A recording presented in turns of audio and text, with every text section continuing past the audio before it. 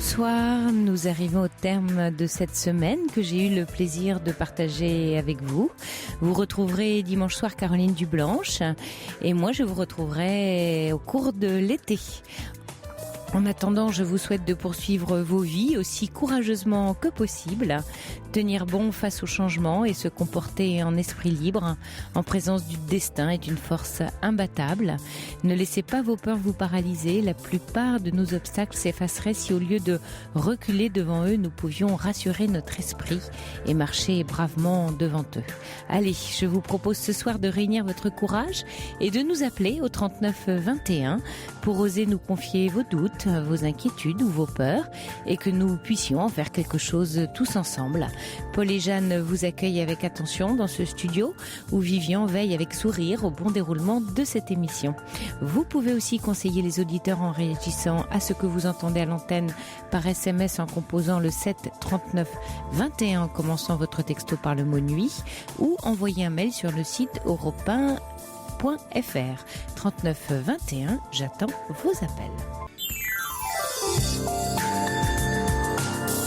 Sophie Peters, jusqu'à 1h sur Europe 1. Bonsoir Jean. Bonsoir Sophie. Alors j'appelais pour faire part de mon expérience personnelle qui est reliée à la plupart des appels que j'entends dans votre émission. Oui. Et le sujet, semble-t-il, émergent, c'est la perversion narcissique. Oui, dont il était question hier soir avec Anne. Oui. Et moi j'ai été plongé dans cette expérience d'abord par ma naissance, parce que je suis né d'un couple de pervers. J'ai été éduqué dans cette illusion et j'ai reproduit constamment dans ma vie des expériences où j'étais souvent victimisé. Oui. Et donc je me suis posé des questions au bout d'un certain temps en excluant c'est pas par hasard qu'il m'arrive ceci, c'est pas par hasard qu'il m'arrive cela. Et au fur et à mesure de mes investigations, de mes analyses, j'ai fréquenté des psys, des thérapeutes, des hypnothérapeutes, des naturopathes, des sophrologues. Même j'ai rencontré 2 chamans. Donc j'ai une volonté en moi d'aller à la racine des choses. Et j'ai découvert que la perversion narcissique, je n'ai jamais lu ça dans aucun bouquin, d'Ine Barry-France, Irigoyen, ni d'un autre, que la perversion narcissique est toujours partagée entre quelqu'un qui est voyant, le pervers ou la perverse, et la victime. Disons que dans les études sur toutes les formes de harcèlement ou de perversion, on sait bien qu'il y a une histoire de relation. C'est-à-dire qu'il y a effectivement quelqu'un qui manipule et quelqu'un qui est manipulé. Oui, mais le manipulé en général ne pense jamais à s'attribuer la responsabilité de cette manipulation. Mais vous avez raison, Jean, parce qu'en fait, c'est tellement destructeur que s'attribuer la responsabilité de la manipulation, en l'occurrence, invaliderait le fait d'avoir été sous le joug d'un pervers. C'est-à-dire que, pour m'exprimer un peu mieux, c'est qu'en fait, il y a besoin de passer d'abord par le statut de victime. Et je pense que c'est ce que vous avez connu. C'est-à-dire, pour arriver à prendre la responsabilité quelconque, on va dire, une responsabilité, voire une liberté d'un scénario qui se rejoue, comme c'est votre cas et ce que vous nous racontez, pour arriver à ce stade de maturité, il faut avoir pu être reconnu dans son statut de victime pour pouvoir y arriver. Sinon, c'est trop violent, vous voyez ? Je sais pas alors ce qui me concerne. En tout cas, moi, pour l'instant, j'ai pas été reconnu en statut de victime.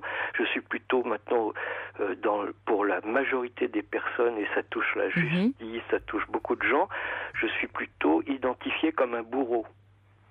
Ah tiens. C'est-à-dire parce que vous connaissez parfaitement le triangle dramatique, des pervers, c'est de se faire passer eux pour des victimes. Bien sûr. Et de manipuler les autres, mais ils ne visent pas qu'une personne. Quand ils manipulent tout un tas de gens pour se faire passer eux pour des victimes et faire passer l'autre pour le bourreau. Donc pour l'instant, moi je suis l'objet d'une manipulation générale comme ça, où chaque fois que j'ouvre la bouche, on me dit taisez-vous, etc. Enfin, on me renvoie. Je peux pas le prouver aux yeux des autres que je suis pas le bourreau, mais je suis plutôt la victime. Donc, j'étais obligé, en quelque sorte, de me poser la question à moi-même, mais qu'est-ce que je veux prouver? À qui je veux le prouver? Et j'ai découvert que la source, c'était une automanipulation où je me servais de pervers reconnus pour me faire du mal. Mmh. Hein, Oui. Enfin, ce qu'il y a, c'est que... le courage de me dire c'est moi qui me fais du mal, donc j'ai été attiré par des gens qui me faisaient du mal en disant c'est l'autre. Pour reproduire, vous pensez quelque chose de vos parents? Que j'ai vécu dans mon enfance, parce que là j'ai vécu véritablement, j'ai été éduqué. Alors justement, il y a Ninon qui pose une question disant comment deux pervers narcissiques peuvent-ils former un couple tel que les parents de Jean? Demande Ninon. Parce qu'il y en a toujours un qui est le bourreau et l'autre qui se met dans la peau de la victime. Mais les deux sont pervers. Puisque accepter le rôle de victime, c'est se faire du mal. Oui, mais c'est pas de la perversion. Enfin, vous voyez, je vous suis pas tout à fait quand même, Jean. D'abord parce que les généralités, c'est toujours un peu embêtant parce qu'on est des êtres quand même singuliers, les histoires sont différentes, mais c'est surtout parce que il y a quand même des personnes. On sait que des victimes, pour le coup, alors de pervers narcissiques, sont souvent des personnes assez fortes en fait de caractère, qui ont plutôt intelligents ou qui ont un certain succès, un certain il faut posséder une capacité de réflexion pour manipuler ou se faire manipuler. Exactement. Et c'est surtout que souvent, comme le pervers se positionne comme un Pygmalion vis-à-vis, puisqu'il est d'abord dans la phase de séduction au démarrage. Voilà. Donc dans la séduction, il y a ce côté Pygmalion qui fait que la personne qui va rentrer dans cette relation va se sentir choisie, adulée, un peu extraordinaire, un peu exceptionnelle. Et petit à petit, c'est à bas bruit que le pervers va commencer son entreprise de destruction qui sera invisible aux yeux des autres. Donc la personne va finir par penser que c'est elle qui a un problème et se mettre en abîme. C'est pour ça que je vous disais qu'il faut reconnaître à un moment donné le statut de victime parce que ce sont déjà des individus qui ont passé souvent des mois, voire des années à se culpabiliser de ne pas arriver à se sortir et se dire mais je suis pas normal, il ou elle est tellement formidable. Donc vous voyez, c'est un peu complexe. Donc, voilà. Tout est à double polarité. Exactement. C'est pour ça que je pense aujourd'hui que pervers, c'est pas une chose qui n'est pas partagée. Il y a obligatoirement dans une relation de perversion, les deux personnes sont un pôle opposé mais d'une même chose, c'est-à-dire la perversion. Alors, évidemment, moi j'avais choisi, par mon éducation, par mon enfance, j'avais choisi plutôt le côté de continuer à me victimiser, en choisissant des êtres, et ça se voit pas au début, c'est pour ça la force de l'inconscient est très forte.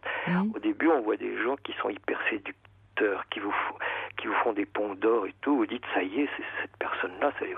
Et puis petit à petit, le travail du ou de la perverse se met en place, mais vous, la victime, entre guillemets, se met en place aussi un autre système de fonctionnement où on découvre inconsciemment qu'on se dévalorise, qu'on se victimise, que ceci, que cela.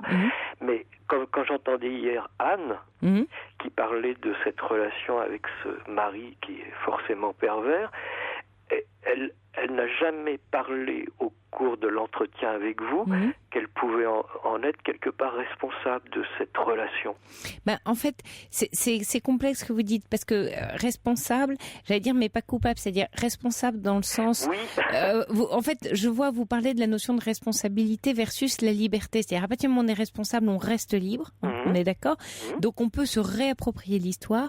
Le problème, c'est que quand on est pris dans la toile de ce genre de relation, et ce qui était le cas d'Anne, et alors que vous avez fait un trajet, on ne peut pas, reprendre la main sur sa responsabilité, parce qu'on est trop, et donc il faut repasser, et c'est pour ça qu'elle a bien fait d'appeler, il faut repasser par l'écoute de la victime, c'est-à-dire de la personne maltraitée ou sous le joug d'eux ou sous emprise, pour que la personne, en entendant ou en prenant conscience de ça, reprenne sa responsabilité. C'est pour ça qu'Anne ne pouvait pas en parler. Oui, mais c'est pour ça que j'ai trouvé très bien aussi sa prise de parole, parce que pour moi, elle m'apparaissait comme quelqu'un qui commencé à prendre conscience qu'elle était pas dans une situation normale, qu'elle se respectait pas, je sais pas quoi. Voilà. Elle s'est laissée engluer dans une espèce de toile, mais en même temps, mon appel de ce soir, c'est plutôt quelque chose de positif, dans le sens que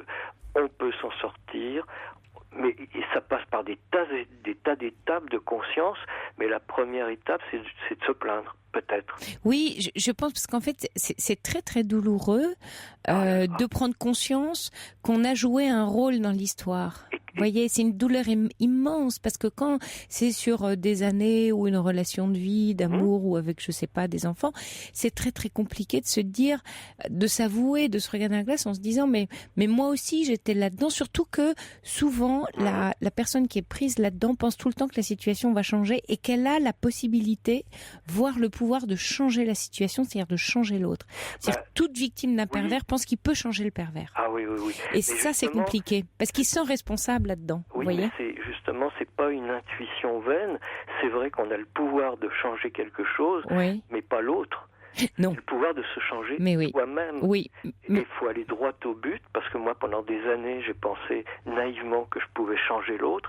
Et à aucun moment donné, j'attirais le projecteur sur moi-même en disant, moi, qu'est-ce que je pourrais changer chez moi ? C'était l'autre. Oui. Et maintenant, toutes ces situations catastrophiques, maintenant, attirent le projecteur sur moi. Et je me dis, c'est à moi de changer, c'est pas les autres. Oui, et vous avez raison. Petit à petit, je découvre qu'à travers ma volonté, mes intuitions, mes recherches, mes analyses, mes lectures, tout ça, je vais de plus en plus à la responsabilité suprême, et à travers ça, il se produisent des effets. Ah oui. Par exemple, je voulais appeler hier, je suis pas passé, et tout à l'heure j'ai parlé avec quelqu'un, je suis tombé avec quelqu'un où c'était une espèce d'accord parfait, momentané comme ça, et je me suis dit, tiens, une porte s'ouvre. Ah oui. Et la preuve, entre guillemets, physique, sociale, audible, c'est que ce soir je peux vous parler, donc j'ai dû déplacer quelque chose en moi qui me permet de m'exprimer, parce que avant, tant que j'étais dans mon statut de victime, je pouvais dire, j'ai pas droit à la parole, on ne va pas m'entendre, je ne peux pas m'exprimer. Et bizarrement, ce soir... Alors, Jean, je vais vous faire une confidence, parce que effectivement, vous étiez bien dans les personnes qui avaient appelé hier soir, et je vous ai vu et proposé. Et je trouvais d'ailleurs très intéressant, votre réaction. Et simplement, la décision qui était prise, c'est qu'en fait, votre appel arrivait en fin d'émission, et je me suis dit, c'est dommage, il vaut mieux, s'il est disponible, le garder pour demain soir, parce qu'on aura plus de temps pour développer, et donc ce sera plus intéressant. Voilà. Donc, vous voyez, on fait des choix aussi, que ce soit Caroline ou moi. Voilà. Donc, on fait quelquefois des choix, en fonction des contenus, des témoignages. Et là, je me suis dit, tiens, c'est intéressant. Et c'était un petit peu en marge. Vos propos décentraient, et je me suis dit, ça va nous emmener quelque part d'un peu différent de l'histoire d'Anne. Et c'est ce qui se passe ce soir. Et je me suis dit, ça peut être trop violent, vous voyez, pour Anne dans l'instant, mais avec un peu plus de distance, parce que je comprends bien votre position. Mais moi, le message que je voulais vous faire passer ce soir aux auditeurs, c'est qu'il faut d'abord un trajet de la reconnaissance de la victime. Sinon, on ne peut pas accéder à ça. Ouais, mais comme c'est trop dur. Vous comprenez bien qu'à travers mon enfance, comme j'ai été plongé dans un climat de violence continuelle, pour moi, la violence, je la perçois pas immédiatement comme vous, et j'ai tendance des fois un peu à ruer dans les brancards en me disant, c'est pas grave, ce qui compte, c'est d'avancer. Alors, évidemment, peut-être hier, j'étais en avance pour dire des choses trop violentes. Non, c'est pas en soi. Je dis, ça pourrait l'être. En soi, ce que vous dites ne l'est pas. Je dis simplement, ce mot, il est peut-être un peu fort, c'est simplement que c'est compliqué, et vous le savez encore mieux que moi, de se dire, mais alors quel rôle j'ai pu jouer dans l'histoire ? Voilà, ça peut être très déstabilisant, très douloureux pour soi. D'ailleurs, pas seulement dans ces cas-là, dans tous nos actes de la vie, reconnaître qu'à un moment donné, on a été pour quelque chose, dans un échec ou dans quelque chose de douloureux, c'est jamais agréable, jamais. C'est, comment dire, ça peut même être dévastateur. Non, parce que je pense, moi, en termes justement de destruction, la destruction pour moi est toujours suivie d'une construction. C'est-à-dire, on a besoin pour évoluer de détruire certaines choses pour construire à chaque fois. On est toujours sur l'impermanence. Oui. L'être humain, c'est son destin. Il est obligé de détruire pour avancer. Donc, pour la conscience humaine, c'est la même chose. Il faut détruire des a priori. Des croyances, d'accord. Oui, des croyances. Oui. Des croyances. Il y a notre vie est bâtie d'un nombre incalculable de choses qu'on croit dures comme fer, etc. Parce que certains ont dit ceci, certains ont dit cela. La vie se charge de nous les déconstruire, souvent, les faits, ce qu'on vit. Notre conscience. Oui, ou ce qu'on rencontre. Oui. Qui font que, zut, j'ai toujours cru ça. Il y a quelqu'un qui me dit le contraire. Mais moi, qu'est-ce que j'en pense? Et c'est toujours une espèce de volonté de conscience, c'est-à-dire exister. Est-ce que j'existe moi ou est-ce que je reproduis ce que les autres ont dit, ont fait, etc. Oui. Donc c'est un grand travail de conscience et ce que vous dites là, de prendre conscience qu'on a une responsabilité dans cette construction. Alors, je préfère, voyez Jean, le terme de conscience à la responsabilité. D'ailleurs, là, je reçois des messages des auditeurs qui, comme moi, sont pas forcément à l'aise face avec cette notion, parce que comme dit Marie de Paris, elle dit c'est dur de dire que les victimes sont perverses aussi, c'est terrible quand vous êtes la proie d'un pervers au travail, par exemple quand c'est votre chef. Elle a raison, quand vous êtes sous le coup d'un harcèlement moral ou d'une perversion au travail, vous avez vraiment pas choisi d'être là et pas choisi votre chef, et pourtant vous en êtes bien victime. Donc, je ne suis pas sûr qu'on n'ait pas choisi de rencontrer telle ou telle personne, parce que vous remarquerez dans ces cas de perversion, par exemple au travail, ces fameux pervers ne s'attaquent pas à n'importe qui. Oui, vous avez raison. Non, mais il y a une profonde relation de responsabilité. Oui, alors c'est ce que dit Nadège. Nadège dit, je dirais plus que c'est l'union de failles dans la vie du pervers ou de la victime, comme je l'ai vécu. La notion de responsable m'a beaucoup dégradée, plutôt que mettre la tête hors de l'eau. Donc effectivement, c'est cette notion, c'est simplement, vous voyez Jean, que vous avez raison, que il y a un accrochage entre les deux individus, mais ce mot responsabilité sonne trop d'ailleurs dans notre notre culture française en termes de culpabilité. La responsabilité renvoie tellement à la culpabilité chez nous, dans notre langue, dans notre culture, que c'est très compliqué. Justement, il y avait à propos d'une histoire qui s'est passée dans les années 80 ou 90, où il y avait des gens au gouvernement qui avaient été jugés, tout ça, et ça avait abouti à un terme responsable, oui, mais pas coupable. Oui, bien sûr. Alors à l'époque, ça m'avait choqué, parce que je me suis dit, pourquoi y a-t-il cette nuance entre responsable mais pas coupable? Et en fait, je suis en train de le comprendre. On peut être responsable, mais ça ne veut pas dire coupable. Surtout pas. Vous voyez, il y a Flo qui dit victime pendant 30 ans avec un pervers, il est insupportable d'entendre que l'on est coupable, évidemment. Non, c'est insupportable. Pas dit coupable, voilà. J'ai dit responsable. Et c'est pour ça qu'il ne faut pas faire l'amalgame. Disons que vous voulez dire qu'on n'est pas là par hasard. Et que ça vient nous dire quelque chose de nous, de notre histoire, de notre scénario. Et au lieu d'accuser les autres, et puis dans le sens accusé, il y a toujours sous-entendu coupable, au lieu d'accuser, de responsabiliser quelqu'un d'autre, se dire, mais moi, pourquoi je me trouve dans cette situation? Qu'est-ce qui fait que... Et petit à petit, alors déjà, quand vous avez vécu avec des pervers, ce sont des gens qui visent à vous détruire. Oui, mais Jean, vous voyez justement, c'est qu'au début, en général, la relation est magnifique. Au début. Voilà. Et donc, c'est très très compliqué de comprendre. On a du mal à relier. Oui, pourquoi qui me relie à cette personne alors que c'était si idyllique. Voilà, et surtout on recherche, on veut croire encore à la situation idyllique qui a été vécue. Donc on va tout faire. Ça reviendra. Mais voilà, et ça c'est forcément de la faute de soi, enfin notre faute si on peut pas réactiver cette situation idyllique. Donc vous voyez, c'est complexe. Il faut dépasser ce terme de faute, mais plutôt l'appliquer à responsabilité. On est responsable dans cette relation. Et tant qu'on qu'on est à la recherche de quelque chose qui a existé comme ça, il faut se rendre à l'évidence.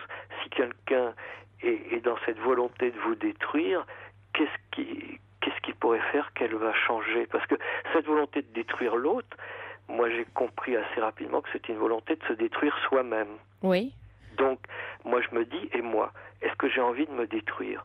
Alors j'ai commencé à réfléchir, j'ai dit non, moi ce qui m'intéresse c'est de vivre, c'est d'exister, c'est de communiquer. Qu'est-ce qui me relie à quelqu'un qui veut se détruire lui-même? J'ai rapidement découvert, c'était une volonté très perverse de moi-même de me détruire. Toujours cette espèce de lutte entre Eros et Thanatos.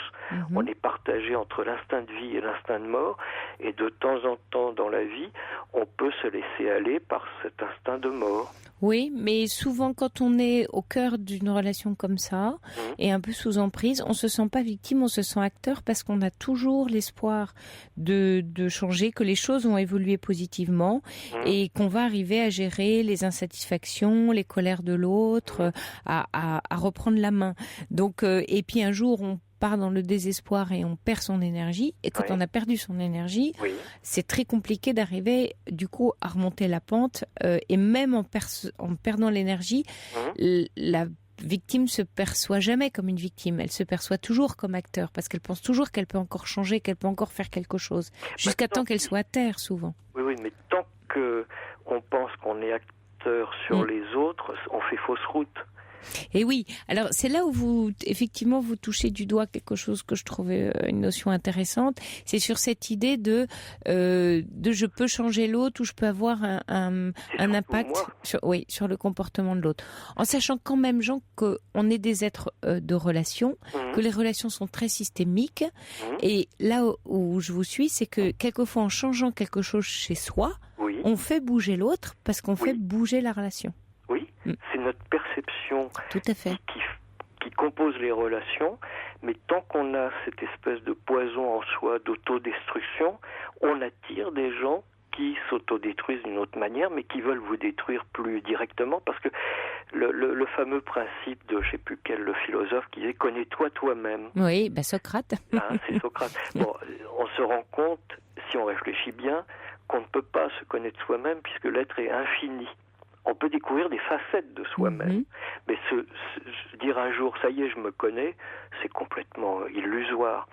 Donc, chaque être est dans cette situation d'héberger une part en nous d'inconnu. Mais justement, les relations, elles sont là pour ça, c'est pour se découvrir. Parce que moi, je pense que chaque être est une partie de soi-même. Et réciproquement, évidemment. Et plus on communique, plus on va à la découverte de soi-même, et plus on découvre que c'est infini, on a du mal à en trouver la source. Oui, alors est-ce que la question est de trouver, vous voyez, parce que dans le connais-toi toi-même, c'est un peu connais ta monture, ton terrain, ton bateau pour naviguer, soit au contact de ce qui fait les ingrédients de qui tu es, pour décider, agir, te comporter en respect de soi, en respect de l'autre. Alors c'est ça la connaissance de soi. C'est pas une connaissance, vous voyez, totale et entière. Vous avez raison, on a une complexité, mais par exemple connaître ses zones d'ombre, ça permet de se respecter et de respecter l'autre. Donc de respecter des bonnes distances, de se respecter soi-même pour pas se blesser, de bien. Vous voyez, ça donne plein d'ouvertures possibles. Justement, dans l'étude de la perversion, ce qu'on découvre assez rapidement, c'est que l'être qui est vraiment, dans une attitude de perversion comme ça sur l'autre, il manque de respect envers lui-même. Oui, mais vous voyez ce que dit Nadège également, c'est pas parce qu'il ne veut pas se détruire que le pervers détruit l'autre. Il cherche vraiment à détruire. Oui, parce que il a besoin, c'est un rapport de pouvoir. C'est que l'autre devient un objet, n'est plus un sujet. Qu'est-ce qui intéresse la personne un peu perverse?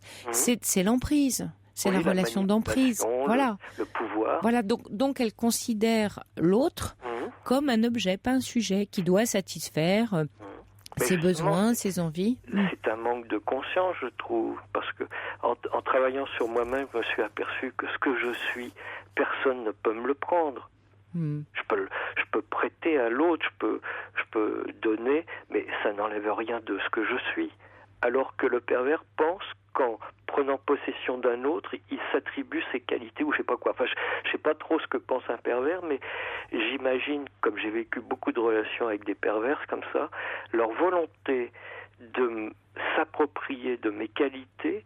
Je trouvais ça au début idiot, stupide, mais je trouve toujours pas d'explication dans le fait que ce que je suis, j'ai beau essayer de le communiquer, de le donner, je sais pas, ça m'appartient. Je peux donner envie à des gens d'être comme ceci, ou d'autres personnes peuvent me donner envie d'être cela, mais ça ne leur enlève rien, pas plus qu'à moi. Donc la volonté, c'est pour ça que ça s'appelle la perversion, cette volonté d'utiliser l'autre, de l'objectiver, de ceci, cela, ne correspond pas à la réalité. Il y a quelque chose qui n'a pas de sens avec la logique, avec la réalité. Oui, mais il n'y a pas de... Alors là, pour le coup, Jean, il n'y a aucune logique dans la perversion. Hein. C'est des... Donc, il faut mieux, comment dire, il faut mieux renoncer à une relation.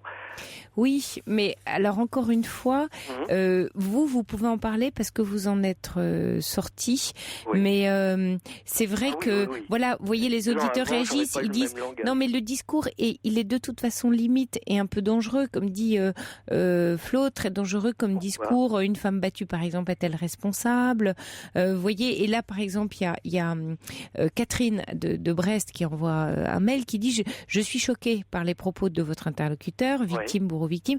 Nous sommes des victimes et non des coupables de perversion face à des manipulateurs. Mais ça revient le mot coupable. Attendez. Oui, bien sûr, mais parce que c'est ce que je vous disais, c'est que souvent on entend. C'est pour ça que c'est compliqué ce mot. Je comprends très bien vos propos, Jean. C'est juste que c'est très très touchy, on va dire. Vous voyez, c'est très limite parce que voilà. Je continue le message de Catherine. Elle dit: je ne suis pas une perverse. Je m'en suis. Je n'en suis grâce à des personnes comme vous, mais face à un serpent hypnotique, comment accepter d'être considéré comme complice? Je ne comprends rien, c'est violent. Nous n'avons pas le pouvoir de changer les autres, mais une perversion sournoise est insidieuse. Je ne comprends pas. Le seul moyen, c'est la fuite et la reconstruction, sans occulter le côté victime et reprise de conscience. Et puis alors, effectivement, là, il y a Lou Sauvage qui envoie également un mail, et elle parle effectivement d'un livre qui est très bien de Jean-Charles Bouchou, qui explique très bien cela dans son livre Les pervers narcissiques chez Erol, qui dit: un temps pour être reconnu par un tiers, thérapeute ou juge, c'est ce que je vous disais, reconnaître le statut de victime, c'est vraiment la première étape, et seulement ensuite, plus tard, un questionnement sur soi. Car comme le dit ce psychanalyste, le vrai sujet, ce n'est pas le pervers narcissique, c'est vous. Ah bon, alors on est d'accord. Voilà. Oui. Oui, mais c'est ça que je comprends qu'il y a du mal à passer. Voilà. C'est qu'il y a une confusion entre responsable et coupable. Exactement. On peut être responsable sans être coupable, et c'est ça qu'il faudrait surtout travailler au sens de se sentir coupable. Oui, alors plutôt que le mot responsable, Jean, c'est plutôt voilà, de s'interroger sur pourquoi à un moment dans la vie, dans sa propre vie, on est confronté, voilà, on rencontre cette situation. Vous voyez, et à ce moment-là, on peut commencer à élaborer un travail sur soi. Mais d'abord, effectivement, voilà ce que dit Hubert. J'ai été victime d'une perverse narcissique pendant 20 ans. Je suis actuellement en instance de divorce et je n'accepterai jamais qu'on me dise que je suis responsable de ce que j'ai vécu. Donc voilà, Jean, mais merci pour votre appel parce que le débat est intéressant. Il est juste difficile, si vous voulez, à entendre forcément pour des personnes. Voilà. Oui. Je suis passé. Non, mais j'entends bien, Jean, mais ça demande un trajet. Voilà. Donc vous témoignez de votre trajet et je vous remercie. C'est très intéressant et voilà, je vous suis.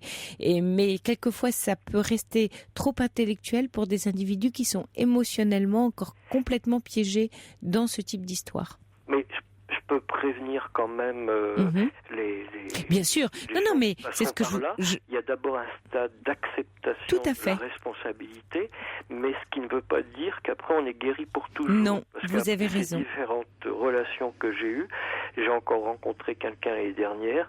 Au bout de 3 mois, j'ai découvert cette espèce de volonté de me détruire. Et cette personne, pourtant, avait lu des bouquins sur la perversion narcissique, où elle m'a dit qu'elle avait stoppé cette lecture à la moitié du bouquin. Déjà, ça m'a interrogé. Je me suis dit, pourquoi elle s'arrête au milieu du bouquin? Donc, il y a une volonté chez les pervers de ne pas se reconnaître. Ah oui, bien sûr. Et surtout, de toujours dire, c'est pas moi, c'est l'autre. Bien sûr.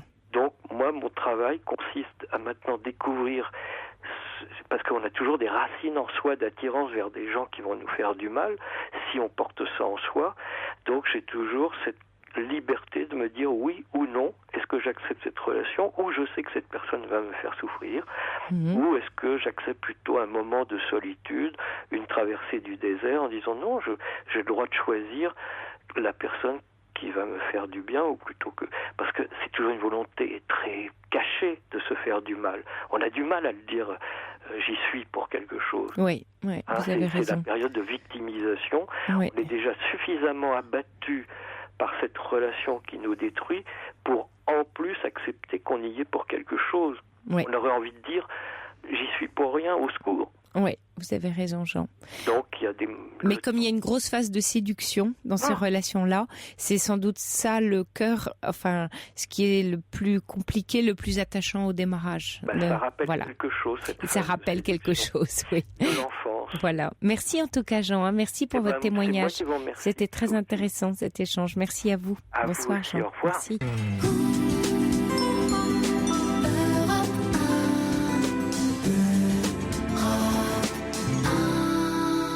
Bonsoir Michel. Oh, bonsoir Sophie. Je suis émue et contente parce que j'ai souvent essayé d'appeler et puis je suis restée, j'espérais qu'on me rappelle, mais non. Et ce soir, si. je peux, merci beaucoup. Parce que là, c'est vrai que je suis à, un tournant de ma vie où là, je touche le fond là. Et donc j'entendais même tout à l'heure le débat avec Jean là, qui parlait de responsabilité, etc. Et j'avais envie de dire oui, moi je dirais on a notre part de responsabilité, mais dire qu'on est responsable, ça dépend aussi des cas, de la situation qu'on peut vivre. En tout cas, ce qui me concerne, c'est je voudrais aller assez vite parce que je ne veux pas monopoliser juste toute Michel, l'antenne. Juste pour rebondir là-dessus, mais c'est vrai que quelquefois c'est douloureux quand on traîne des grosses valises ou des boulets aux pieds. C'est simplement, et beaucoup de philosophes en ont parlé, et c'est ce qui nous différencie justement des animaux, c'est qu'on est des êtres doués de conscience, libres, et donc responsables dans le sens libre. Vous voyez, c'est que notre existence, on a la chance de pouvoir en faire ce qu'on en veut. Alors, ce qu'on en veut en fonction effectivement des aléas, mais en faisant à notre portée ou du mieux qu'on peut. Voilà, on va dire plutôt les choses comme ça. Alors, c'est vrai que quelquefois on vit des choses terribles, mais de voir quelle est notre à la fois à chaque fois comment on peut faire dans des contextes difficiles. Et donc alors moi je voudrais faire vite quand même, mais c'est vrai que j'ai 65 ans, donc ça veut dire que j'ai vécu des choses à répétition où j'ai malgré moi subi. Alors comme je dis, j'ai ma part de responsabilité, mais jusqu'à un moment où j'en étais pas tant que j'en étais pas consciente. C'est après c'est avec le recul qu'on se rend compte que et c'est ça qui est douloureux, hein. C'est ce que je disais à Jean, on prend le truc dans la figure, c'est juste insupportable. Oui, puis ça c'est pas facile à régler tout ça parce qu'on est humilié, on a du mal à accepter, c'est dur à accepter. Oui, c'est très dur. De cette fait. Donc dans un premier temps, moi quand je suis née, ma mère m'a reproché ma naissance, elle a failli mourir quand je suis née. Donc déjà ça c'est mon enfance, j'ai toujours été, je suis l'aînée. Après j'ai eu un frère et une sœur, il y en a toujours eu. J'ai été délaissée quand ils sont arrivés. Donc là ça y est, j'étais mise déjà de côté et j'étais la rebelle, donc c'était normal puisque je me suis manifestée comme je pouvais pour faire remarquer. Mais bon, et puis le temps a passé et puis quand je me suis mariée, j'ai été mariée 13 ans, donc un enfant, et je sentais à un moment donné qu'il y avait un changement dans la vie de couple, et comme il y avait un manque de dialogue entre nous deux, je me suis dit c'est pas possible qu'on continue à vivre comme ça. Moi j'ai voulu divorcer, et comme c'était du courage, Michel. C'est de la responsabilité, ça, c'est courageux. Et donc comme on avait un commerce, il fallait trouver un acheteur pour pouvoir le vendre et se séparer. Et donc est arrivé ce moment-là, et donc là, bon, j'ai été mise de côté par mon ex-mari, donc mon mari à l'époque, avec le client. Ils se sont débrouillés pour faire l'inventaire. Et puis il y a eu après, il y a eu un dessous de table. Il a baissé de chiffre d'affaires. Et puis bon, moi j'ai pas vu un centime de la vente de ce commerce. Et je me suis retrouvée à la rue, un hiver à la rue. Sans argent, avec ma voiture, quand même. Je dormais dans ma voiture, que je devais déplacer régulièrement parce que dans des petites villes de 35 000, 40 habitants. Et vous aviez ni famille, ni amis, ni soutien. Je risquais pas de compter sur ma famille, oui, ça je comprends. Ça n'a jamais été. Alors là, non. Et vous aviez des enfants avec Et j'avais un fils, donc là à ce moment-là, qui avait 13 ans, quoi. Là, ça a été donc cet hiver-là, ça a été très difficile à vivre, et donc je voyais pas mon fils non plus. Et puis quelques temps, j'ai fait une tentative de suicide. J'ai fait un petit stage en psychiatrie pendant 3 mois. Et puis après, à la suite de ça, j'ai changé de ville. J'ai atterri, comme on dit, par accident, pas accident de voiture, mais accident de la vie. Je me suis retrouvé dans où je suis aujourd'hui d'ailleurs. Et donc là, j'ai commencé à remonter un peu la pente. Et puis je voyais mon fils un week-end sur, je sais plus, ça devait être un week-end sur 3 à l'époque. Et puis ça se passait très bien, on était très proches, et même avant d'ailleurs, on était très proches. Et puis est arrivé donc l'histoire de la pension alimentaire. Et là mon fils a commencé à me dire quand est-ce que tu arrêteras de nous gratter du fric. Donc son père l'a monté contre moi. Et j'ai été donc pendant pas mal d'années sans voir mon fils. Je pensais que je le reverrais quand même tôt ou tard, mais il a redébarqué dans ma vie 17 ans après. Et c'est quand même assez difficile, surtout que c'était en plus dans une période où, donc en 2001 exactement, où mon père venait de décéder. Et donc comme je n'avais pas le droit de savoir où se trouvait mon fils, j'ai contacté son père pour lui en faire part. Il n'est pas venu donc au décès de mon père, qui lui faisait régulièrement, très souvent, des chèques. Il savait y faire pour venir demander de l'argent, bref. Et donc là par contre, alors il n'est pas venu donc à l'incinération de mon père, mais je l'ai vu l'année suivante à 2 reprises. Et puis là j'ai eu l'impression que ça y est, c'était reparti, j'étais contente, quoi. Et puis après, parce qu'il habite côté suisse, donc on se téléphonait toutes les semaines. C'était bien. Moi je revivais, Et aujourd'hui, Michel ? Et il a arrêté de me voir parce que je pense que son père lui avait dit que j'avais peut-être touché un petit héritage, quoi. Et comme j'ai compris ça, j'ai rien donné, et donc je n'ai plus revu mon fils.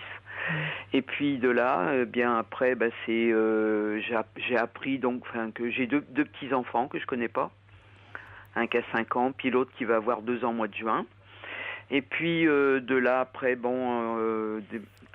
après ça a été l'histoire de la tutelle de ma mère avec mon frère qui est réapparu dans ma vie en disparaissant, vivre à l'étranger pour me laisser donc le dossier de tutelle de ma mère sur les bras. Puis en même temps, comme ça permet de dire que oui, elle a toujours été et Michel, rebelle. Ouais, mais vous alors vous en êtes où concrètement moi j'en aujourd'hui ? peux plus parce que depuis 2008 que ça s'était mis en place, c'est toujours pas réglé. Il y a des choses anormales, mais comme on me dit que je ne recevrai pas de courrier officiel, donc je laisse courir maintenant parce que j'en ai marre. Ouais. Et puis là donc au 31 décembre, j'ai voulu appeler une personne chère que je connaissais avant de me marier. J'ai appris qu'il était décédé. Le 31 décembre, ça a été super pour moi. Et puis là, le 10 avril, j'ai un accident de voiture où je suis pas en tort, mais je me retrouve je subis encore, quoi. Vous avez, en fait, quand je vous écoute, vous avez le sentiment que le sort s'acharne contre vous. Voilà, c'est ça, Michel. Oui. Vous êtes toujours suivi en thérapie? Alors, justement, j'ai fait des thérapies à plusieurs reprises, mais bon, de courte durée, parce que comme j'ai une petite retraite et trop grosse pour avoir... Enfin bon, donc j'ai eu une aide financière de la sécurité sociale, donc sur 6 mois. Mais 6 mois, c'est pas suffisant, quoi. Et puis, je suis suivi aussi par le CMP, mais je suis désolé, mais ça n'apporte rien. Ça vous entretient dans un truc. Bref. Et donc, je revoyais cette psychothérapeute, et donc plus ça allait, je lui disais que ça serait mieux que j'arrête parce que comme j'ai toujours mes idées suicidaires donc elle me disait non, je peux pas vous laisser comme ça, c'est de la non-assistance à personne en danger. Et donc je dois continuer à venir vous voir, vous devez venir me voir. Bon, donc la dernière fois c'était vendredi. Et là, je lui ai dit, oui, mais après, plus on repoussera, plus on avancera dans le temps, plus quelque part, je veux pas vous mettre dans le, comment dire, comment je vais dire, je veux pas qu'elle se culpabilise davantage d'être plus responsable. Ah oui, non, mais attendez, Michel, ça c'est pas votre sujet, hein. Oui, mais moi, je peux pas. Non, mais Michel, vous allez lancer le monde à l'envers. Vous allez prendre en charge votre thérapeute vis-à-vis de vous. Vous voyez, vous inversez. Oui, mais bon, c'est son job. L'embarquer non plus. Mais non, mais attendez, Michel, stop. Elle sait très bien ce qu'elle fait, c'est une professionnelle. Faites-lui confiance. Vous voyez, là, vous inversez complètement, comme si je peux pas lui faire ça à elle. Mais c'est son travail.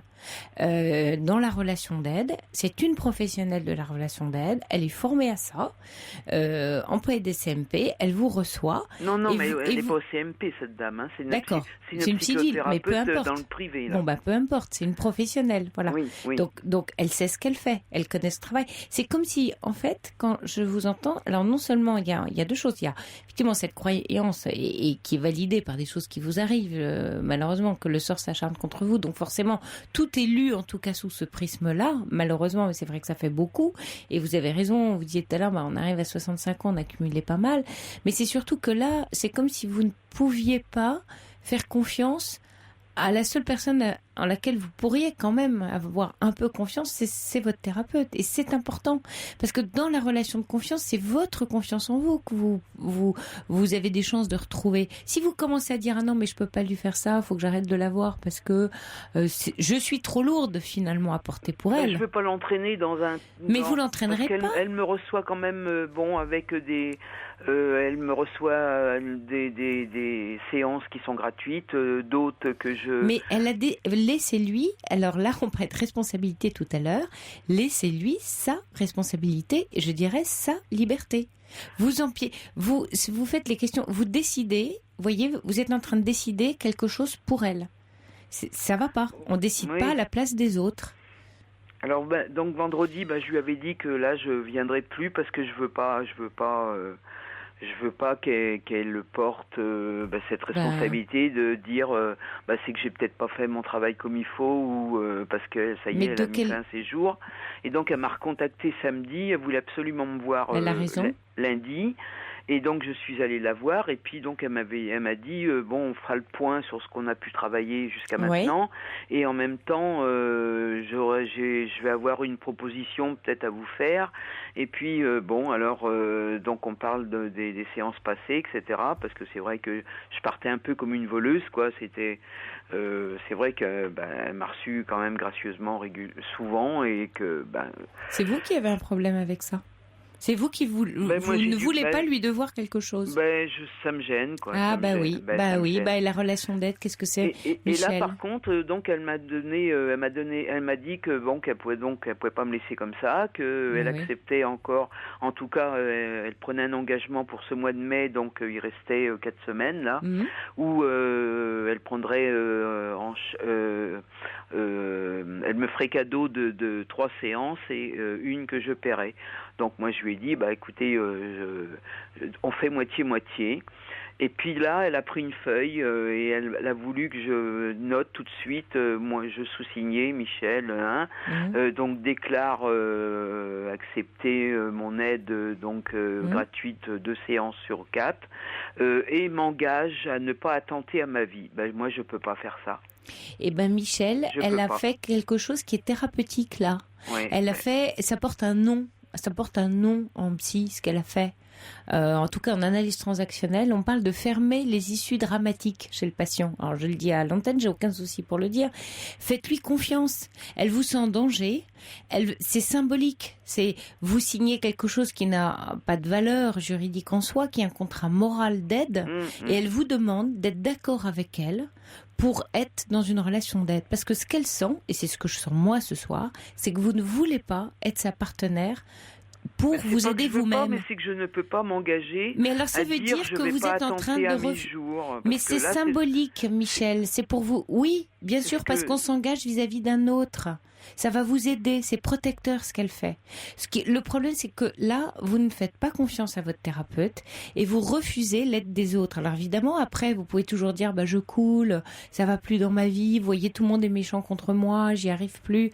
Mais si on refuse constamment, on est des êtres de relation. Quand on rencontre des difficultés dans sa vie et qu'on vous tend une main, quelle qu'elle soit, thérapeute, amicale ou ailleurs, on en a besoin, acceptez-la. Oui, non, mais je suis bien d'accord, mais avec quand même en contrepartie de ne pas, ça, je peux pas lui garantir. Non, mais elle, c'est ce qu'elle voulait. Non, mais attendez, c'est une garantie. Faites-lui confiance, c'est-à-dire, laissez-vous un peu porter. Voilà, c'est ça que je voudrais vous dire. C'est symbolique, ce que vous êtes en train de signer, c'est un engagement que vous prenez face à un autre être humain en vie sur votre vie. C'est ça que ça dit. D'accord ? C'est une protection. Elle cherche à vous protéger de qui ? De vous-même. C'est ça qu'elle fait. Donc c'est de l'aide. Mais oui, mais bon, de toute façon... vous ne voulez pas. Alors après, effectivement, on ne fait pas boire un âne qui n'a pas soif. Je suis d'accord avec vous. Et que si vous ne voulez pas être aidé, personne ne peut. Alors là, on revient à ce qu'on disait tout à l'heure sur la responsabilité. Si vous avez décidé que personne au monde ne pouvait vous porter secours et vous aider, alors oui, je vais vous dire, lâchez, ne signez pas ce papier, n'allez plus voir votre thérapeute, mais ne dites pas « Ah non, mais j'y vais pas parce que je vais être trop lourde pour elle ». Non, ça, c'est une excuse que vous vous donnez parce que vous ne voulez pas être aidé. Alors interrogez-vous sur pourquoi je ne veux pas être aidé. Mais je pense que vous le méritez. Et tout être humain le mérite. Et toute vie humaine le mérite. Donc vous voyez, c'est grave. C'est grave. Et là, votre thérapeute, elle fait son métier. Elle fait son métier. C'est son métier. Elle est formée pour ça. Là, je la mets dans l'embarras en plus. Là, vous la mettez dans l'embarras en ne lui faisant pas confiance. Oui, ça c'est sûr. Professionnellement, ça c'est dur pour elle. Parce qu'un patient comme vous qui refuse finalement l'aide, ça, là, ça devient compliqué. Oui. Oui. Vous voyez, il y a First Lisa qui dit « Soyez aimable avec vous ». J'ai dû marquer... Vous êtes dur avec vous, là. J'ai dû marquer que je refusais son aide et parce que je ne pouvais pas m'engager à ne pas attenter à mes jours et parce que dans l'instant là, et puis parce c'est que votre droit. Un matin Non, mais c'est votre droit, Michel. Encore une fois, vous êtes libre et c'est votre droit. Mais réfléchissez bien à cette relation que vous avez avec elle. Vous êtes complètement libre, responsable de votre vie. Vous en faites ce que vous voulez. Personne ne peut vous la prendre, en tout cas, en faire quelque chose. Vous seul, d'accord ?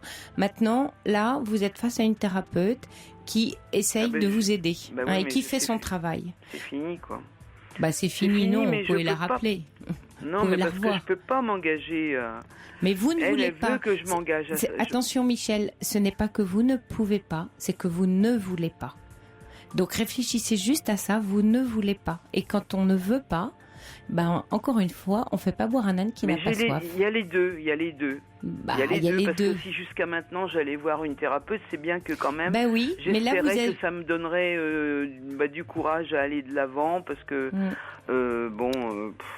Michel, ça peut vous en donner, donc faites-lui confiance. Je vous souhaite bon courage, Michel, et faites confiance à votre thérapeute. Bonne chance à vous. Merci beaucoup. Au revoir, Michel.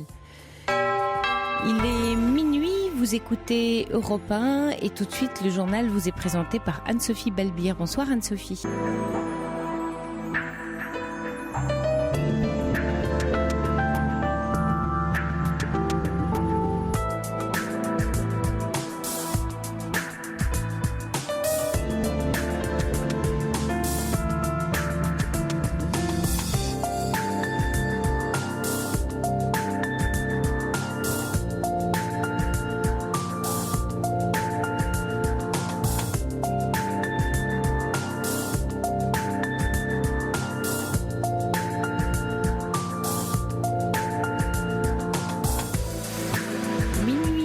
sur Europe 1. La libre antenne se poursuit encore pendant une heure où on peut se laisser aller aux confidences, mais aussi celle où on peut partager ses angoisses qui se font plus vives au cœur de la nuit. Alors si vous ressentez le besoin de partager ce que vous vivez, ce que vous éprouvez, je vous invite à composer le 39 21 où vous serez accueillis ce soir par Jeanne et Paul. Vous pouvez aussi réagir à tout moment par internet sur le site d'Europe 1 ou par SMS au 7 39 21 en commençant par le mot nuit. Et puis vous le savez, dans cette libre antenne, chacun peut appeler parce qu'il se trouve à un moment de sa vie où il se pose des questions, où il peine à trouver des réponses. Alors nous sommes là pour les chercher ensemble. Je compte sur vous et sur vos appels 39 21. Pour intervenir dans l'émission, appelez le 39 21, 34 centimes la minute. Puis avant d'accueillir Marc à l'antenne, pas mal de messages en réaction au témoignage de Jean en début d'émission où il était question, je vous le rappelle, voilà, des pervers narcissiques. Alors un message de Marie qui dit « Je suis 1000 fois d'accord avec Jean. Pour moi, la principale responsabilité, entre guillemets, de la victime, c'est d'entretenir l'illusion de possibilité de changement venant du pervers. Pour être fille de 2 pervers ayant subi du harcèlement professionnel, je peux témoigner pour dire que trouver notre responsabilité est probablement la dernière étape dans la guérison. » Et puis Catherine qui dit « J'ai mis 30 ans à me reconstruire. La guérison, c'est de s'accepter soi-même. » Et puis enfin, merci à Chaudron de la Barque pour son chaleureux message et également pour ses propos sur le témoignage de Jean où il dit qu'effectivement il faut régulièrement rester très vigilant sur la vulgarisation de termes psychologisants et autres étiquettes telles que bien sûr le pervers narcissique qui est une réelle pathologie et qui doit être diagnostiquée, faut-il encore le rappeler. Et puis Chaudron de la Barque qui nous dit les relations humaines ne sauraient se réduire à des étiquettes ni même à un binôme antinomique responsable coupable. L'important ce n'est pas toujours ce que nous vivons mais bien ce que nous en faisons car tout n'est qu'étape.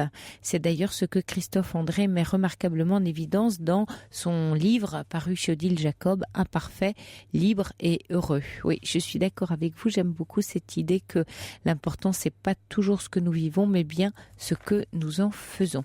Et puis au sujet de l'histoire et de votre témoignage Michel, juste avant le journal de minuit, il y a Nina qui vous dit « Bonsoir, j'ai refusé longtemps le lâcher-prise, refusé l'aide des autres et un jour un médecin m'a tendu la main et ce fut la lumière. J'ai accepté, je vais bien mieux. Ça n'a pas été facile mais il faut aussi se battre.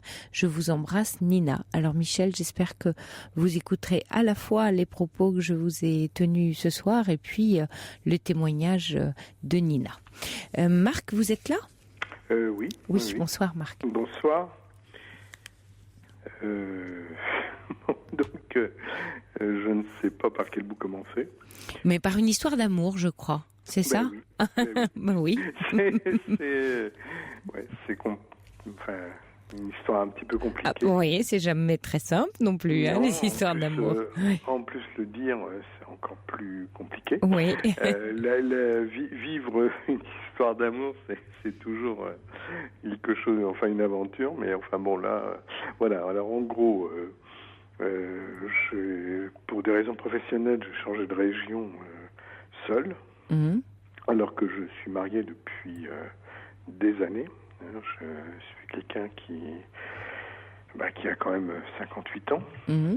Donc j'ai changé de région. J'ai rencontré un homme qui lui est aussi marié, qui a aussi une vie de famille. Moi, mes enfants sont grands, ils font leur vie, voilà. Lui, il en a encore à élever, je dirais. Et puis donc pendant 3 ans on s'est rencontrés, on s'est vus, ça se passait très très bien, enfin bon, on est en osmose un petit peu et on l'est encore, et nos familles se sont rencontrées, ce qui ne simplifie pas obligatoirement les choses, mais enfin bon. Vos familles, c'est que vous êtes ensemble, enfin vous avez... Non, c'était un hasard. Oui, d'accord. Non, pas du tout. C'est un hasard de la vie que vos familles se rencontrent. Un hasard un petit peu. Oui, organisé par vous. Voilà. Oui. disons, un hasard organisé, parce que, en fait, on a une certaine conception peut-être de la vie, et donc on voulait aussi la partager, mais en même temps on voulait préserver tout le monde. Enfin, c'est là que c'est évident. Compliqué. Parce qu'en fait, donc c'est une relation cachée de vos couples respectifs, on va dire. Oui. Sachant que vous êtes séparés de votre côté, hein, non? Pas séparés, non. Non, mais vous vivez pas... Non, c'est-à-dire qu'en fait, pour d'autres raisons. D'accord. Enfin, bon, c'est arrivant peut-être au bout de 35 ans de mariage. Oui. Il y a un peu de distance, c'est ça, vous voulez dire? Voilà. Oui. La distance est le mot précis, parce qu'en fait, on s'entend très bien. Oui. Enfin, oui, pourquoi pas, oui. Il n'y a pas de souci, mais enfin pas de souci. Oui, c'est une relation amicale. On va dire. Avec votre ma épouse, oui. Oh, ça va peut-être un peu au-delà. Au-delà quand même, d'accord. Oui. D'accord. Oui, non, on s'entend bien, mais bon, chacun, après une vie professionnelle très très remplie, c'est une accumulation de choses. C'est-à-dire que elle a cessé son activité professionnelle quand je n'étais pas là. D'accord. C'est que moi, je continue mon activité professionnelle ailleurs. Oui. Et donc, il a fallu qu'elle assume une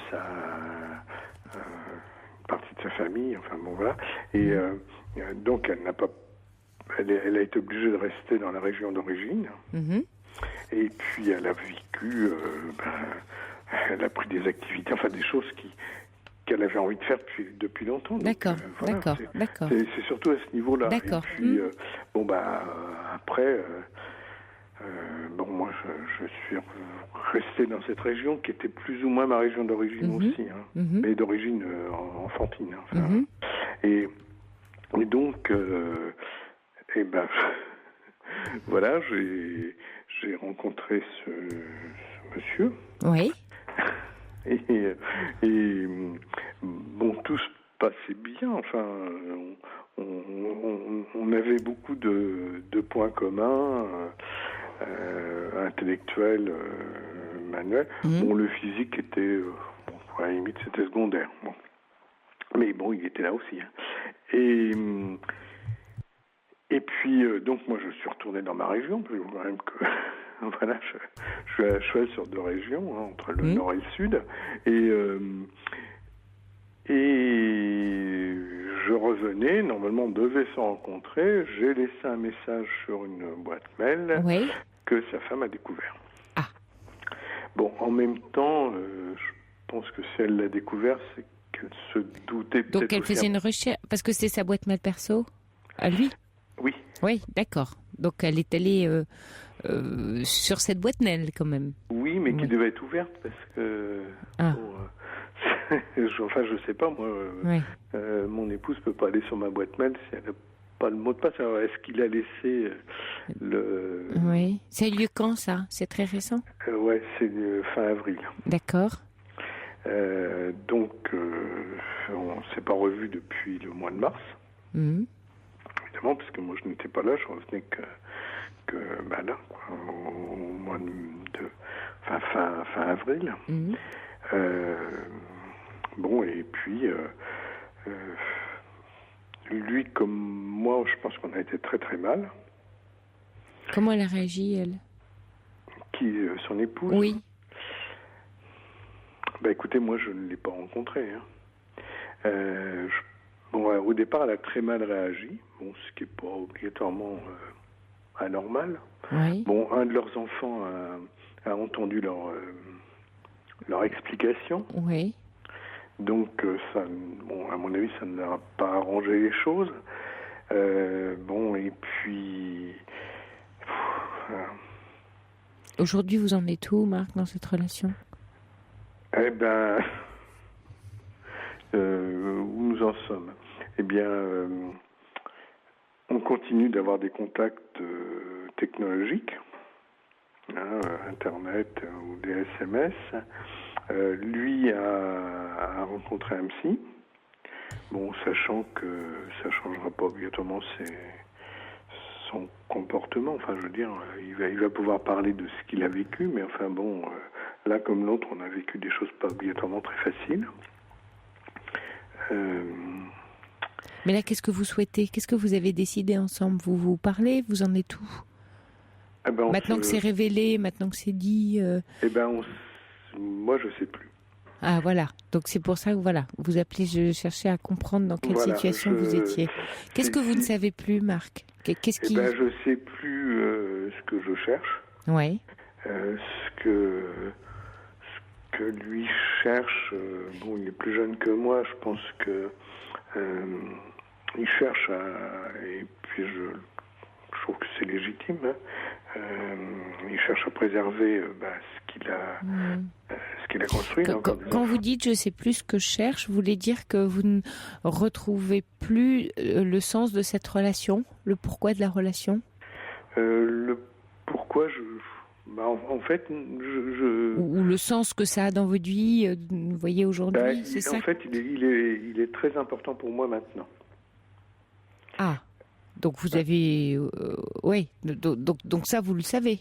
Oui, ça je pense que. Donc c'est une relation importante à laquelle vous tenez quand vous dites ça. Je tiens à sa relation, la forme qu'elle doit prendre. D'accord. C'est plus ça qui vous inquiète. Pardon ? C'est plus ça, quand vous dites je suis perdue, c'est plus sur la forme qu'elle pourrait ou devrait prendre que plutôt de savoir si elle doit continuer ou pas. C'est ça votre questionnement ? Pour moi, elle doit continuer. D'accord. C'est votre souhait en tout cas. La forme. C'est votre désir, oui. Mon désir, c'est qu'elle continue. D'accord. Qu'elle continue sous une forme. En même temps, ça peut paraître un peu trivial, mais je suis pas obligatoirement très porté sur le sexe. Mm-hmm. Et donc, ce que je souhaiterais, ce que je souhaite, c'est continuer une relation très amicale. De son côté, c'est quand on en parle, c'est rester en lien. C'est rester en lien et un lien profond. Profond, oui, j'entends. Parce que c'est quelque chose qui a été très profond. Je pense que son entrée dans ma vie, ce que nous avons vécu, c'est une des plus belles choses qui me soit arrivée. Ah oui, donc il y a une vraie intimité de lien, de personnes, de dialogue. Oui. Et c'est réciproque, ça, vous savez, si pour lui. Je pense. D'accord. Je pense, mais lui, il en souffre énormément et ça me fait souffrir. Il souffre énormément de quoi là, en ce moment, de votre séparation, Il se culpabilise. Ah. Il n'est pas à l'aise avec ce choix-là. Non. C'est ça. C'est ça qui lui pose le plus de problèmes. C'est cette révélation, finalement, maintenant que c'est au grand jour. C'est-à-dire qu'en même temps, il doit l'assumer. Oui, bien sûr. Il doit voir avec sa femme, avec sa famille, ses enfants, pour vous, c'est pas un problème, ça, pour vous, Marc ? Vous n'avez pas eu ce souci-là d'assumer ce choix, non, parce cette que orientation. Quand j'en ai parlé avec lui, il ne souhaite pas que j'en parle à ma femme pour ne pas avoir en plus de choses à gérer en même temps, quoi. Parce que lui, il espère, alors je sais pas comment, moi, il l'a dit à sa femme, que de toute façon, il continuerait à me donner des nouvelles, parce que sa femme a demandé que la relation s'arrête, que vous ne voyez plus. Ça a été un choix. Ah, d'accord. Donc il s'est engagé auprès de sa femme de rompre la relation avec vous. Vous ne me disiez pas ça. Oui. Oui. Mais en même temps, il lui a dit qu'il continuerait à avoir des contacts avec moi. D'accord, donc la relation intime, on va dire sexuelle, pour parler, voilà. Oui, c'est ça. Et ça, mais il lui a dit, je souhaite rester ami, en relation, avoir des nouvelles. Oui, d'accord. Tout à fait. D'accord. Et oui. Et il lui en a parlé peu de temps après. Après la découverte du message. En même temps, il y a des choses que j'ignorais. sa femme savait qu'il avait ce type de penchant aussi. Oui, cette attirance, enfin, ce choix sexuel, d'accord. Mais voilà quoi. Alors, qu'est-ce que vous avez parce que vous me dites, si on reste un peu centré sur vous, donc votre souhait, votre désir est clair par rapport à cette relation. Ce qui vous rend confus, là on vous sent confus et pas à l'aise, c'est de se dire quelle posture ou quel positionnement je peux avoir face à lui pour sauvegarder ou garder la relation. C'est ça la question, Marc? Oui, c'est ça, c'est voilà, comment faire? Bon, moi, je dois avouer que j'étais dans un trou noir pendant... Oui, on vous sent très confus. On a l'impression que c'est compliqué d'en parler pour vous. Oui. Oui. Oui, et je cherche à comprendre ce qui est compliqué pour vous. Vous voyez, c'est ça que j'ai du mal à cerner. Eh bien, ce qui est compliqué, c'est je ne veux pas le perdre, je ne veux pas gâcher non plus sa vie. Oui. Je suis perdu, quoi.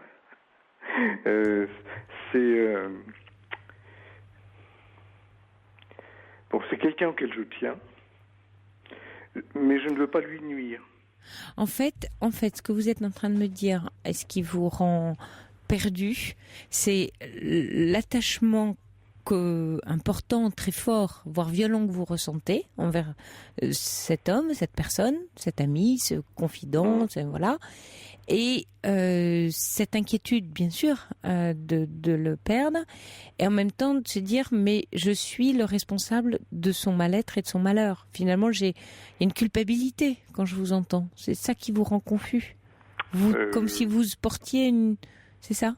Oui. Ouais. Oui, parce que...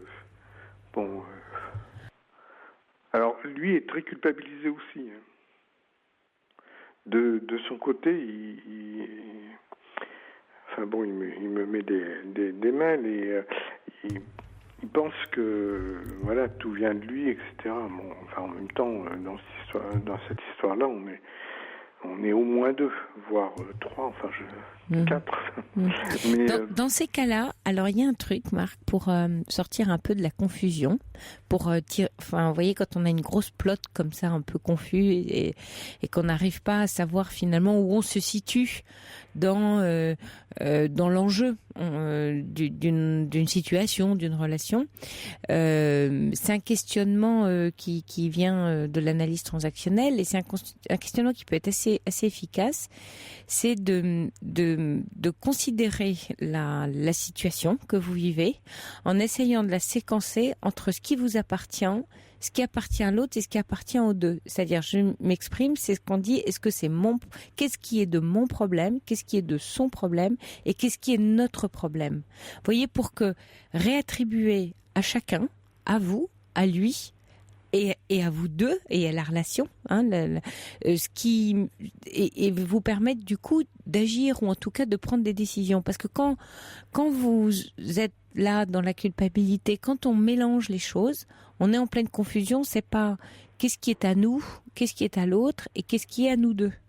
Et là, du coup, on se sent perdu, parce que vous dites, finalement, et là vous partez dans la culpabilité.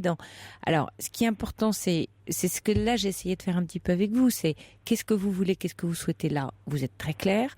Maintenant, vous êtes encombré par ce qui vit lui, qui forcément vous impacte, ce qui est humain, légitime, amoureux, tout ce que vous voudrez. Forcément, vous êtes impacté par sa douleur, par son souci familial. En même temps, vous ne pouvez pas le prendre en entier. Vous voyez, il y a une partie qui lui appartient à lui tout seul. Et ça, c'est important que ce soit un peu clair pour vous, parce que sinon, vous partez dans la confusion. Ça ne veut pas dire que vous vous déchargez, encore une fois, mais c'est essayer d'un peu de trier ce que je vous propose de faire. Et puis, il y a quelque chose qui est à vous deux, dans le sens où vous allez devoir, effectivement, décider, ou en tout cas, dialoguer ensemble pour voir dans quelle mesure et comment et sous quelle forme vous allez poursuivre votre relation, et qu'est-ce que vous allez en faire, comment elle va évoluer. Donc, et ça vous appartient à vous deux. Et ça, c'est chacun. Il met de l'énergie, de son souhait, et on en parle et on dialogue et on voit. Oui. Oui, très bien.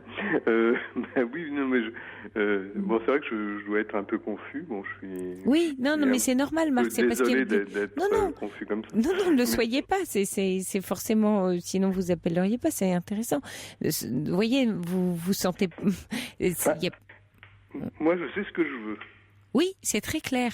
En fait, ce qui vous perturbe là ce soir, c'est la culpabilité et la tristesse, enfin, de le rendre malheureux et d'être la source de son mal-être ou de son malheur. Oui, c'est exactement ça. Oui. Et puis, lui, en même temps, je pense qu'il ressent la même chose de son côté. Oui. Alors, bon. Oui. On est quand même mal tous les deux, quoi. Oui, chacun finalement porte le souci de l'autre. Oui, et parce qu'on tient l'un à l'autre. Oui, mais alors, ce qui serait peut-être plus aidant pour chacun, vous portez chacun le vôtre et puis vous vous souciez de votre relation. Vous voyez, c'est-à-dire que chacun va résoudre ce qu'il a à résoudre chez lui, dans son couple, sa fratrie, sa vie, parce que ça lui appartient, c'est son choix, c'est sa responsabilité. Et puis il y a vous deux, et là, ça vous demande à chacun de dialoguer pour que chacun dise à l'autre, voilà, je tiens à toi, voilà ce que je souhaite, et qu'est-ce qui est possible de faire ensemble, et comment on peut faire pour pas faire effectivement trop de dégâts dans nos environnements familiaux respectifs, en respectant les gens qu'on aime, en nous respectant nous-mêmes et en nous respectant l'un et l'autre. Hein. C'est vraiment à trois. Il faut regarder dans tous les sens. On en a déjà, bon, tant que faire se peut, parce que bon, c'est vrai que c'est un peu compliqué. On en a parlé. On veut garder notre relation. Oui. Ça, donc en fait, vous avez à supporter là, à vivre le choc d'une révélation. Enfin, on dit d'un coming out. Hein, oui, tout à fait. Et en fait, ça, c'est tant que vous étiez dans votre bulle, ça allait, et puis la bulle a explosé, quoi. Oui, mais en même temps, on a dans tout ce qu'on a fait, même quand nos familles se sont rencontrées, on cherchait de préserver tout le monde. C'est peut-être ça, le souci. Parce que est-ce qu'on peut préserver... Vous voyez ? Non, mais je suis aussi un peu provocante, Marc, en vous disant ça, mais finalement, est-ce que vous n'avez à vouloir vous cacher sous couvert de préserver votre environnement, ça fait pas plus de dégâts parce qu'on prend en charge finalement les autres et on les inclut. Et finalement, on les inclut dans son choix. Inconsciemment. Mais bon, ça, il en a parlé avec son épouse.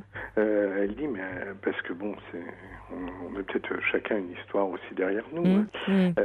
Bon, elle dit, mais pourquoi vous nous avez inclus et on se dit, mais si on lui avait caché et qu'elle le découvre, ça aurait été encore pire. Enfin. Mais c'est ce qui s'est passé puisqu'elle a découvert le mail. Oui, mais en fait, elle s'en doutait.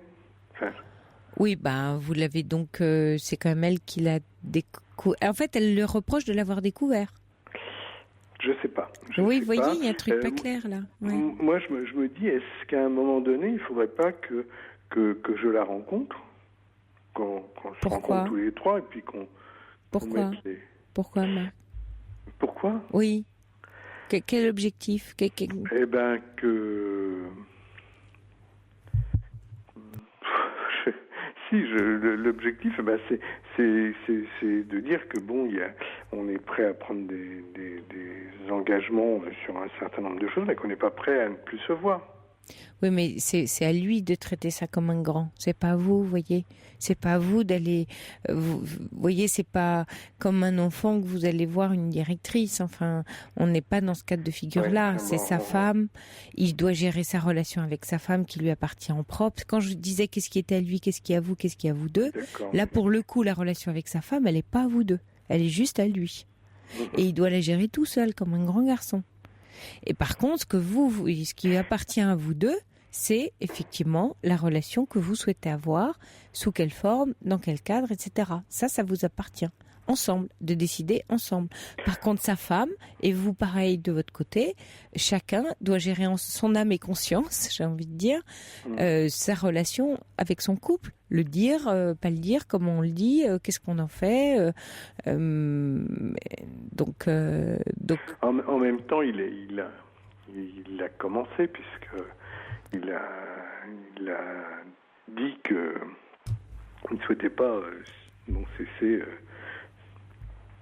cesser la relation sous une certaine forme, ça oui, mais pas cesser la relation complètement. Oui, donc lui de son côté, il bosse, quoi. Oui, donc vous voulez dire oui, donc il est attaché à la relation, donc faites-lui confiance. Oui. Alors peut-être que là, pour le coup, Marc, ça interroge chez vous. Voyez, dans votre souhait ou votre idée d'aller rencontrer sa femme, faites-lui confiance, laissez-le gérer. Et ça va vous décharger parce que, vous savez, dans la culpabilité, il y a un truc un peu caché, qui se voit pas. Il y a une histoire de toute puissance. Quand on se sent coupable, c'est qu'on pense qu'on a le pouvoir de changer les choses chez l'autre. C'est-à-dire que vous êtes coupable de sa tristesse, de son problème, de son mal-être, et cette culpabilité vous amène à avoir l'idée de rencontrer sa femme. Et ça, c'est un pouvoir que vous prenez, une puissance que vous émettez envers l'autre ou envers la relation de son couple, qui n'a pas lieu d'être. Donc vous voyez, comme la culpabilité, c'est une espèce de trappe qui cache, c'est un arbre qui cache la forêt, et qui cache une drôle de forêt qui fait croire à l'individu qu'en fait, il est en son pouvoir de faire autrement, et ça soulagerait sa culpabilité. Il se sentirait moins coupable. Mais en fait, le sujet, il n'est pas là. Le sujet, il est que vous gardez encore une fois ce qui est à vous, ce qui est à lui, et puis vous vous occupez de vous deux. Alors, il y a un auditeur, une auditrice, Lilia, qui dit « Ne pensez-vous pas illusoire de vouloir prolonger votre relation dans ce climat de suspicion et de révélation à venir ? Bon courage. » Non, je pense pas que ce soit illusoire, parce que les révélations vont arriver. Hein. Oui. Après, faut que nous fassions nos choix. La révélation chez lui, elle est déjà faite. Hein. Je veux dire, voilà. Non, c'est pas illusoire. Après, je ne sais pas où on va aller. Bon, ça c'est. Par contre, le fait que vous disiez que oui, la culpabilité. Oui, la culpabilité et la toute-puissance sur l'autre. Oui.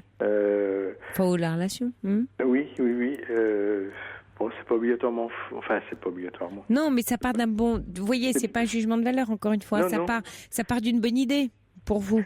Mais c'est pas faux obligatoirement. C'est vrai que vous vous sentez impuissant, c'est très désagréable. Je me sens impuissant et de ma formation, de ma vie professionnelle, etc. J'ai toujours un petit peu décidé. Oui, alors vous avez envie de prendre les choses en main. Voilà. Oui. C'est clair. Voilà. Et puis surtout, vous avez un intérêt majeur pour le coup. Donc, vous voyez. Tout à fait. Mais c'est vrai que j'ai envie de booster un peu les choses. Oui. Alors, il y a peut-être un truc intéressant pour vous là dans cette histoire, c'est de lui faire confiance et de le lui dire d'ailleurs, parce que c'est là où vous pouvez l'aider. Qu'il est bien, qu'il soit bien conscient de vos sentiments et confiant dans votre présence discrète, mais néanmoins réelle. Oui. D'accord. Oui, là, c'est vrai que je n'avais pas vu les choses comme ça, que finalement, parce que c'est aussi un petit peu ce que me reproche ma femme, c'est de toujours reprendre les choses en main et décider, etc.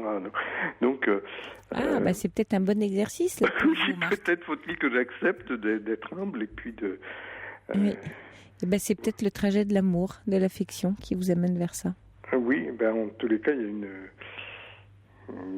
C'est clair, il y a un amour, il y a une affection qui est très forte. Donc c'est une bonne occasion de faire ce travail sur vous. Ouais, peut-être. Voilà. Bon courage Marc et merci de nous avoir appelés. Merci à vous. Au revoir. Bonsoir. Sophie Peters, jusqu'à 1h sur Europe 1. Bonsoir Claire. Bonsoir, je vous entends très loin. Ah, et moi je vous entends bien près. Bon. Là vous m'entendez ? Oui. Oui, ça va. Bon, nous allons faire avec cela. Merci de m'accueillir. Mais merci à vous de votre appel. Allô ? Oui, je vous entends. On vous entend, Claire. Donc, je suis dans une solitude et un stress qui me paralyse actuellement. J'arrive même plus à sortir de chez moi. Ça fait 3 jours que j'ai pas mis le nez dehors, là. Tout ça, Oui. Je supporte plus mon quotidien ni l'endroit où je suis déjà. Oui. Je suis arrivée là il y a 3 ans avec un projet qui n'a pas pu se réaliser. J'avais une amie qui devait me rejoindre. Nous devions rénover quelque chose pour monter un projet qui n'a pas pu se faire. Et ça a été pour moi une très grande déception. Et je me suis, après réflexion, dit que j'avais pas choisi le bon endroit.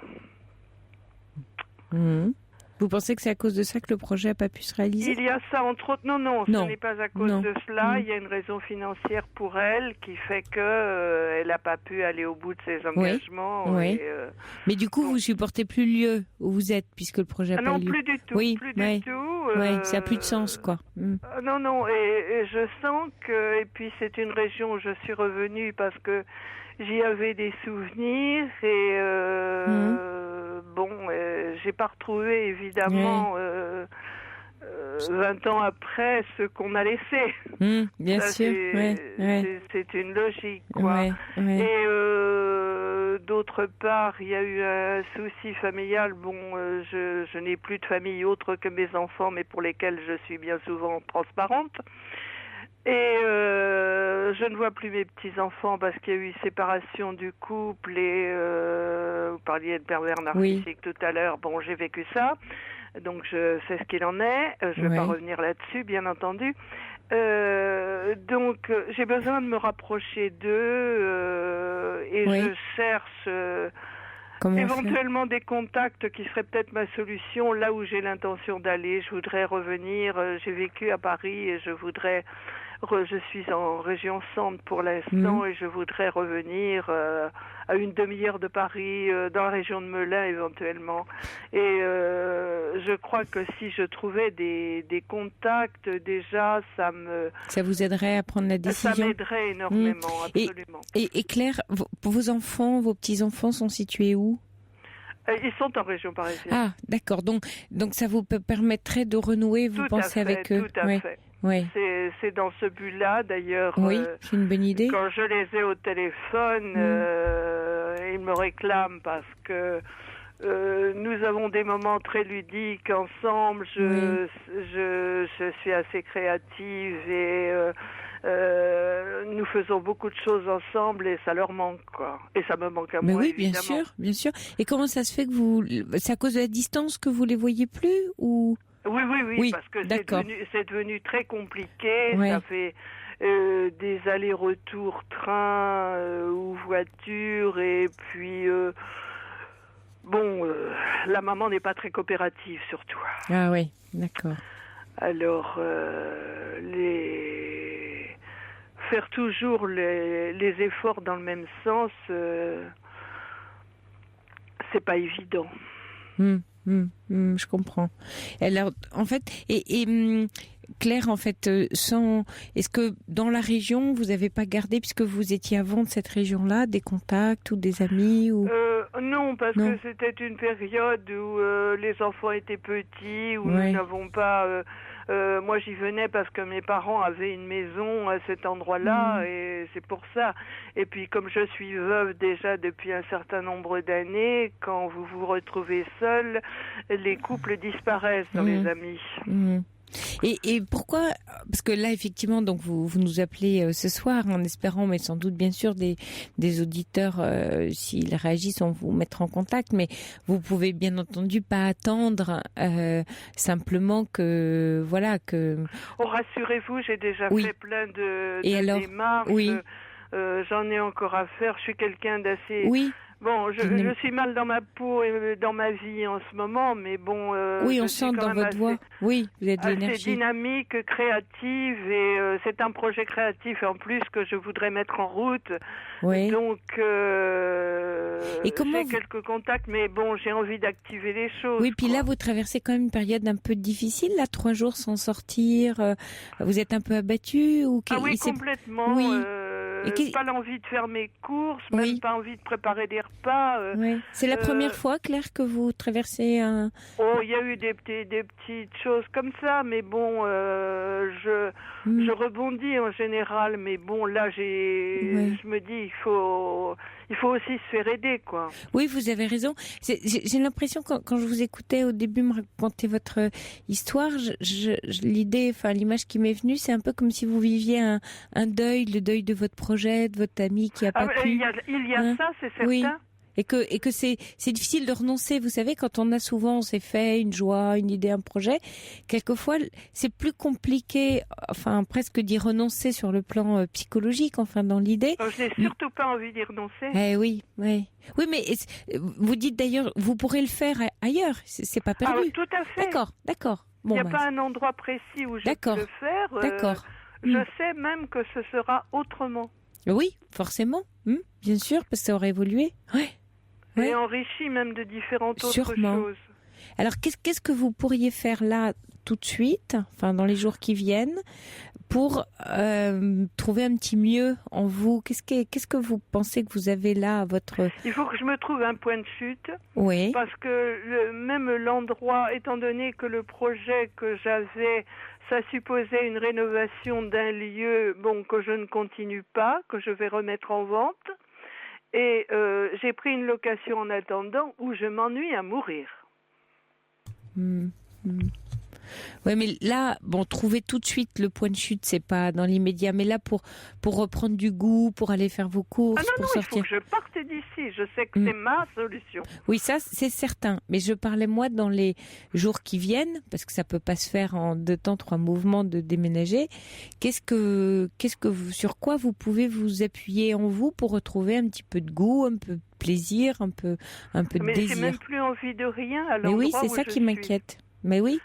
Oui, mais là, il faut... Je crois qu'il faut que je fasse le pas et que j'aille là où j'ai envie de m'installer. Oui, bien sûr. Mais ce que je vous disais, c'est que le temps de trouver les logements, les lieux, ça va pas se faire en quelques jours. Et qu'il faudrait... Je suis très positive. Oui, je me d'accord. dis que ça doit pouvoir se faire. Oui, bien sûr. Enfin, si ce sont des locations, effectivement, ça peut se faire rapidement. Vous avez raison. Oui, vous avez raison. En tout cas, c'est un peu... Mais vous voyez, ce qui me fait bizarre quand je vous écoute, c'est comme si tant que ça ne sera pas fait, tant que le point de chute ne sera pas là, vous allez vous empêcher de vivre, vous voyez, de sortir de chez vous, de faire vos courses, jusqu'à ce que ça ne soit pas résolu. Mais la vie continue pendant ce temps-là. Et ça ne veut pas dire que ce ne sera pas résolu. Vous voyez, c'est un peu un tout ou rien que j'entends. Oui, c'est vrai, parce que j'ai l'impression un peu de m'être arrêtée de vivre. Je ne fais rien certains jours. Alors que je suis capable de faire plein de choses et... Oui. Vous voyez, comme un enfant qui dirait, tant que j'aurai pas ça, je ferai plus rien. Il y a presque une espèce de crispation. Ça peut se percevoir comme ça, effectivement. Mais je crois que je vais faire les démarches assez rapidement pour pouvoir effectivement trouver ce dont j'ai besoin. Il y a Brigitte qui demande, mais comme vous avez un projet clair, qu'est-ce qui vous retient d'aller prospecter à Melun? Oui, mais je crois que c'est ce que je vais faire. Oui. Mais j'ai toujours eu une grande solitude. Déjà, quand je suis arrivée en ce monde, on ne m'attendait pas puisqu'on attendait un garçon et j'ai toujours eu une enfance assez difficile. Même 3 mois avant sa mort, mon père m'a fait une réflexion en ce sens. On ne m'a jamais accepté. Je me suis retrouvée veuve. J'ai eu une impression d'abandon. Perdre ses amis dans la suite de ce deuil, c'est pas évident à vivre non plus. Il y a toutes ces choses-là qui font que... Un peu comme si il y avait une accumulation et que beaucoup de choses n'ont pas été lâchées en cours de route. Donc c'est un peu encombrant, quoi. Oui, bien qu'il y a eu thérapie, il y a eu... j'ai fait un travail sur moi. Oui, ça s'entend, oui, j'entends bien. Mais bon, vous savez, c'est des boucles qui reviennent. Et je sais.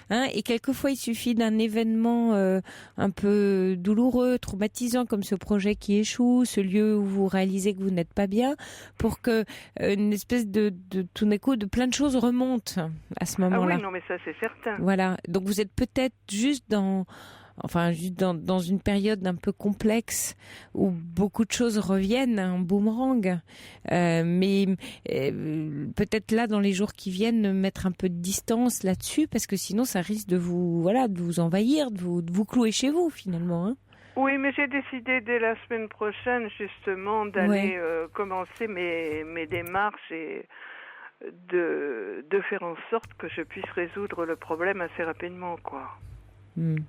Oui, ce serait bien. Si je pouvais, à travers éventuellement le nombre d'auditeurs qu'il y a, laisser un numéro de téléphone et peut-être prendre quelques contacts déjà sur Melun ou en périphérie. D'accord.